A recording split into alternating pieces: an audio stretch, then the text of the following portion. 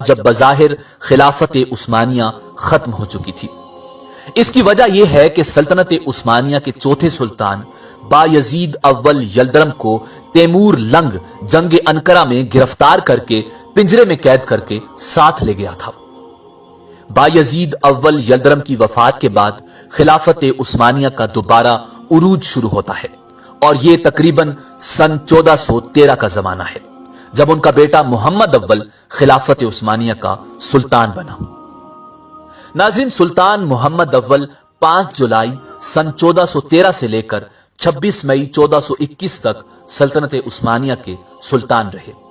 آپ کو سلطنت عثمانیہ کا دوسرا بانی بھی کہا جاتا ہے، اور یہ پہلا عثمانی سلطان تھا جس نے پہلی بار قسطنطنیہ کا محاصرہ کیا اور دارالحکومت کو برسا سے ادرنا منتقل کر کے سلطنت عثمانیہ کو ختم ہونے سے بچایا، اور بغاوتوں کو ختم کرنے کے ساتھ ساتھ البانیہ سمیت کئی علاقے فتح کر کے سلطنت عثمانیہ میں شامل کیے۔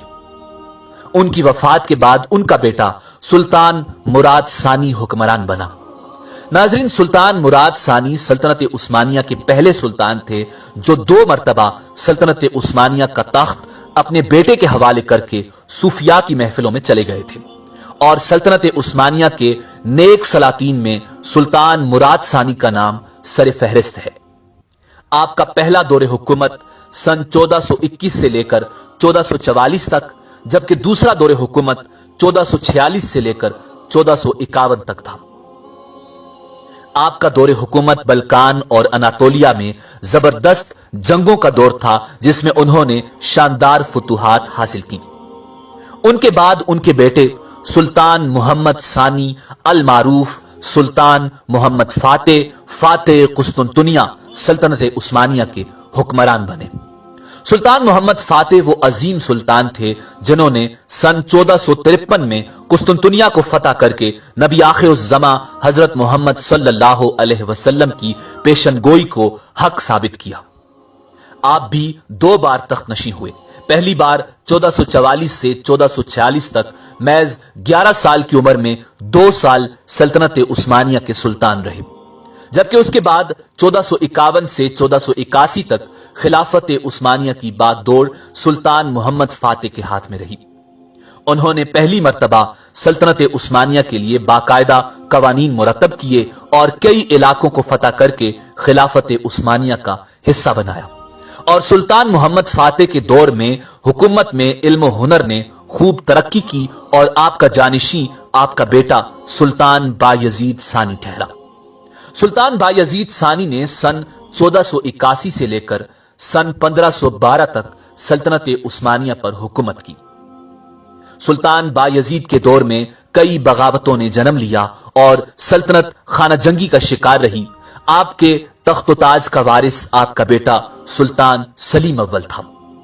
ناظرین، سلطان سلیم اول کو خلیفۃ الاسلام، امیر المومنین اور خادم حرمین شریفین کے القابات سے یاد کیا جاتا ہے، جن کا دور حکومت 1512 سے 1520 تک رہا۔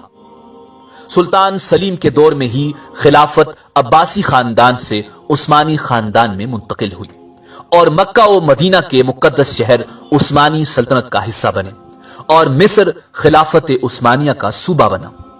ناظرین، سلطان سلیم اول کے دور حکومت میں امیر البحر خیر الدین پاشا باربروسا نے خلافت عثمانیہ کی اطاعت قبول کی۔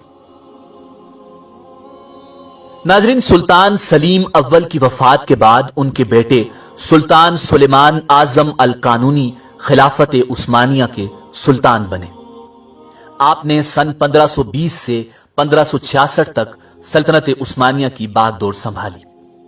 آپ کے دور حکومت میں معاصرہ بلغراد سن 1521 میں ہنگری افواج نے عثمانیوں کے ہاتھوں شکست کھائی اور بلغراد سلطنت عثمانیہ میں شامل کر لیا گیا۔